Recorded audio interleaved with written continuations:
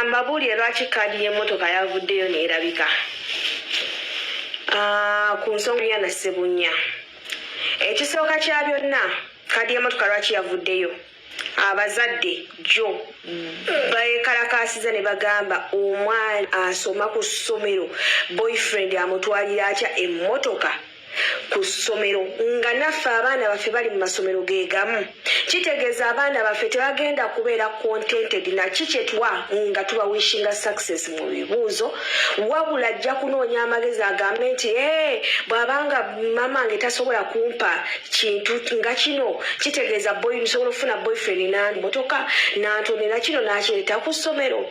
Nga Ariana Ssebunya bwe bamukoledde, ekyanyiizizza abazadde ne bavaayo ne bateeka omulango ogw'omwambika nti nedda Ministry of Education muveeyo essomero lino likole obutangaavu, essomero lino bwe liba liyimizibwe. Kino tetusobola kikkiriza ng'abazadde abamu ffe twaleeta baana baffe kusoma si kuseeguwala mu masomero. Mujjukire waliwo abazadde abaakutte wansi n'eggulu, wansi ne waggulu ne bakunga bagamba ekijja kijje, kino kirina okukoma. Mujjukire Lulyema mu mwaka oguwedde byali bimuli bye byatinka ebya ssente mu bijjukire ezo money towers ezaatinka buke money byatika nnyo abantu ne babyogerako. Anyway, abantu Ministry of Education teyavaayo kukola ki kukigirako nga yalaba nga justice ssente tekiri kyamaanyi. Kati kino ekyemmotoka kyakubye abazadde wala nnyo nti mu ssomero mwennyini mwe basurprisingidde omwana.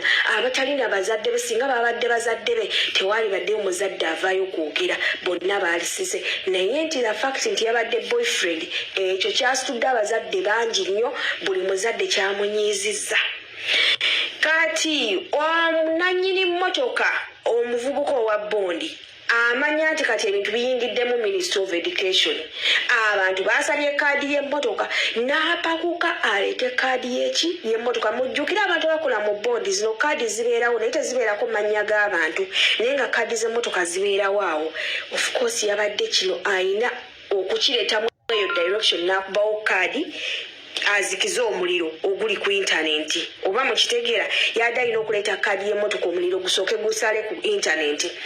Naye nga yeerabidde nti kati omuliro tegukyali ku intaneti, omuliro kati kiri mu Ministry of Education. Abazadde abaavudde ne beekubira omulanga. Kati yabadde alina okupakuka aleete kaadi y'emmotoka okuzikiza kino.